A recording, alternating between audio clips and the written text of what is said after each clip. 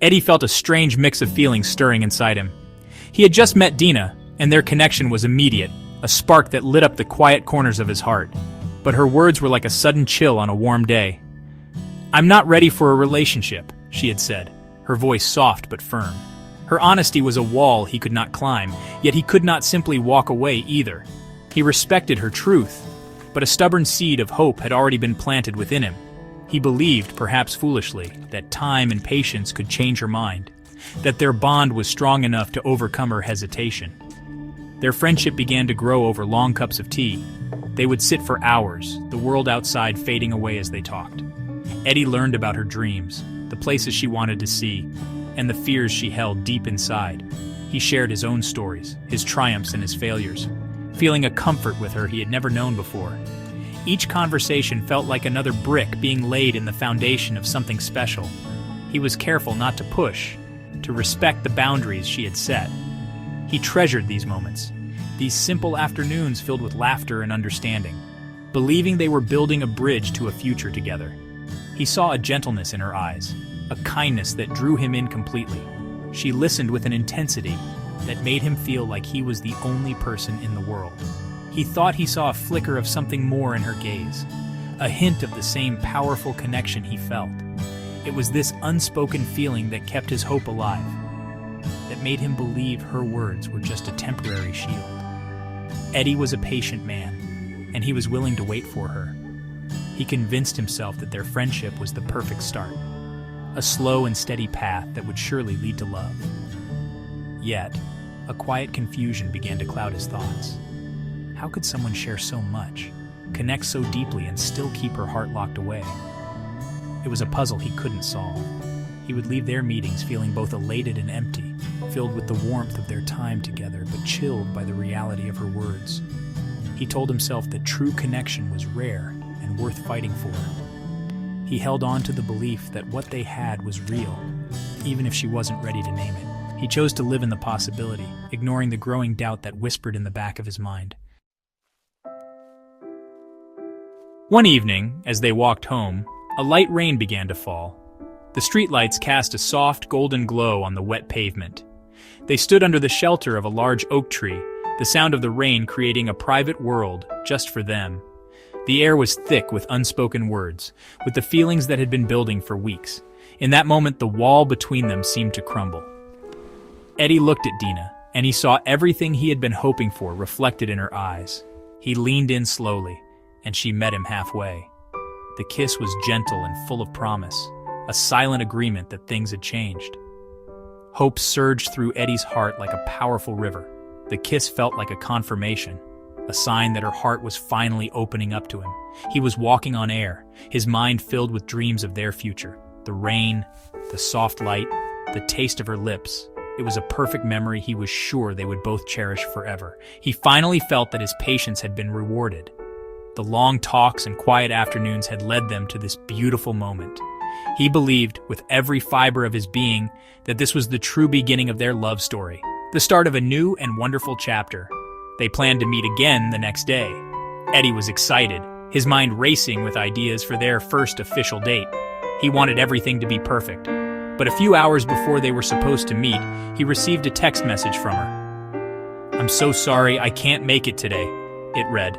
There was no explanation, no offer to reschedule. A cold wave of confusion washed over him, extinguishing the warm glow from the night before. He tried to tell himself that something important must have come up, but a dark feeling of disappointment began to settle in his stomach. He sent her a message, asking if everything was okay. He waited, his eyes glued to the screen of his phone. Hours passed with no reply. The silence was deafening, a stark contrast to the easy flow of their conversations. The hope that had soared so high just a day ago was now plummeting back to earth.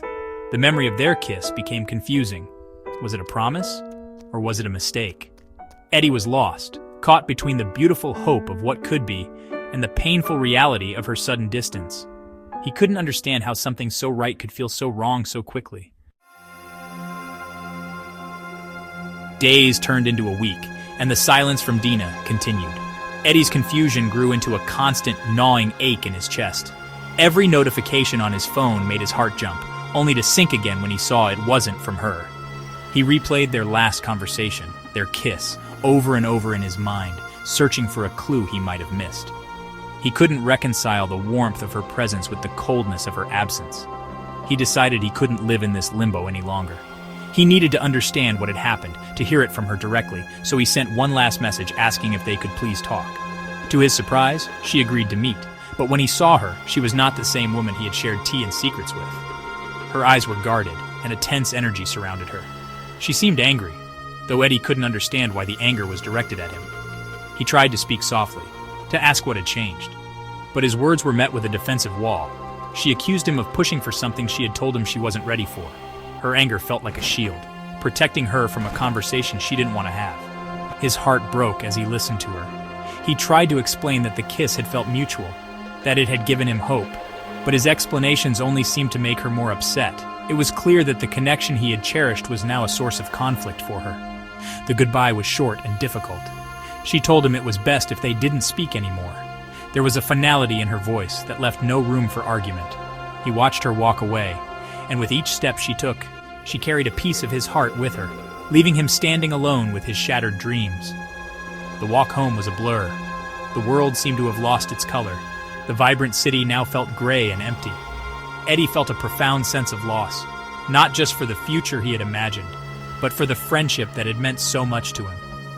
He was left with a storm of unanswered questions, and a pain that was deep and overwhelming. How could a connection that felt so real simply vanish?